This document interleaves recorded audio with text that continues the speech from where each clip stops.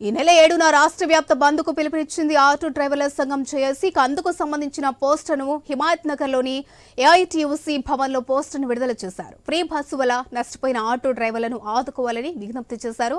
Cab auto డ్రైవర్లకు ఏడాదికి 15,000 రూపాయలు ఇచ్చి ఆదుకోవాలని, రవాణా రంగ కార్మికులకు సంక్షేమ బోర్డు ఏర్పాటు చేయాలంటూ డిమాండ్ చేశారు. తక్షణమే తమ డిమాండ్లు పరిష్కరించకపోతే ఈ నెల 9న అసెంబ్లీ ముట్టడిస్తామని హెచ్చరించారు.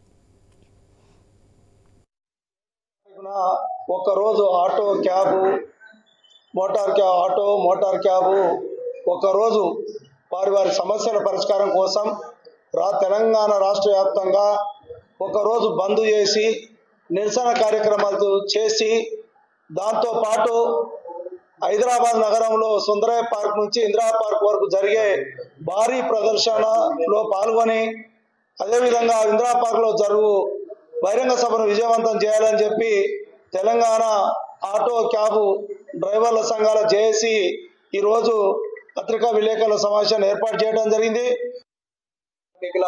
పట్ల కాంగ్రెస్ పార్టీ నిర్లక్ష్యానికి వ్యతిరేకిస్తూ కాంగ్రెస్ పార్టీ మోటార్ కార్మికులకు వాగ్దానం చేసినటువంటి వాగ్దానాలను అమలు చేయాలని చెప్పి డిసెంబర్ 7వ తేదీన తెలంగాణ వ్యాప్తంగా ఆటో క్యాబ్ డ్రైవర్ల సమ్మె నడుస్తూ ఉంది.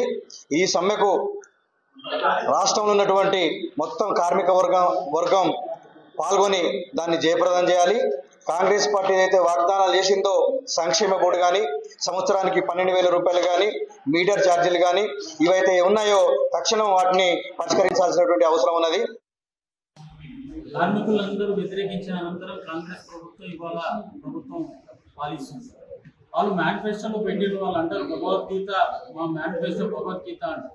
మరి మేనిఫెస్టోలో పెట్టిన విధంగా డ్రైవర్లకు సంక్షేమ బోర్డు ఏర్పాటు చేస్తామన్నారు. ఆటో డ్రైవర్లకు 12,000 రూపాయలు సంవత్సరానికి వృత్తి ఇస్తామని చెప్పేసి నష్టపోతున్న డ్రైవర్లు.